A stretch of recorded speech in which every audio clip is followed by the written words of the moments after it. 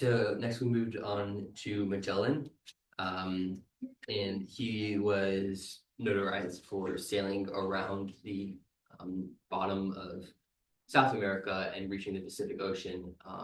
And he was trying to reach the Indies, and he was kind of just further progressing Columbus's expedition. So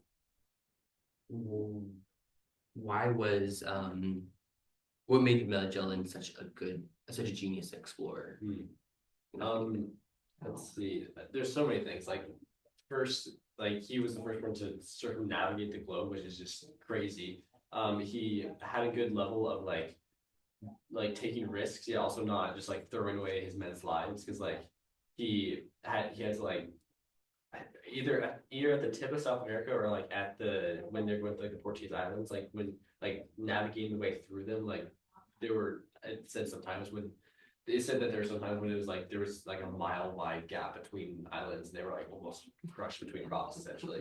Yeah. And like the fact that he got, I forgot how many ships, but he got many ships through, and like they through without like dashing all of them to pieces.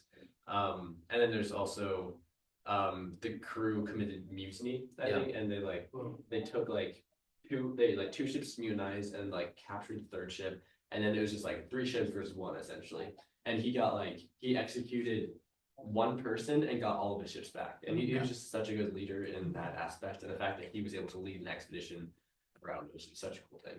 It's very cold down there. I think there are penguins on the tip of South America. Yeah. So, and they went through dealing with scurvy and all of that, and having like no food, pretty much eating sawdust. Yeah. You're 5 minutes around. You can keep going. Probably still a little bit healthier than China City. How does Balboa's leadership contrast to Magellan? Let's answer that now. Okay. So how does Balboa's leadership contrast to that of Magellan's? Balboa was a lot more intense, I guess. Like he just wouldn't have it at times.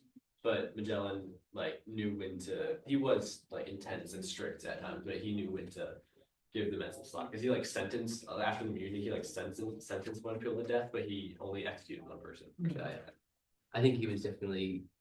Magellan was much more of like a servant leader as opposed to an authoritarian one, whereas Balboa was kind of just like ordering his crew, whereas Magellan literally died making sure that his crew was safe. Yeah. So I think that kind of shows the contrast in leadership styles. Yeah, I haven't heard the story of how he died before. What happened? Yeah, so he was going, he made it. Indonesia. Yeah, he was going through Indonesia, and they came across a tribe. And I think they were just trying to make contact with the tribe and like, get supplies. And they started attacking him, like throwing spears and poisonous darts. And he was like essentially making sure all his men were back on the ship, but he died. You got it. Yeah, so he actually technically didn't circumnavigate, so he died in the Indonesia, but his ship returned back, was finally able to return back home. And out of the 250 men that went on the mission, only 18 returned. To see us there actually. Yeah, I was thinking of this. He's like real life Odysseus. Yeah. I didn't know that he didn't complete his voyage. And the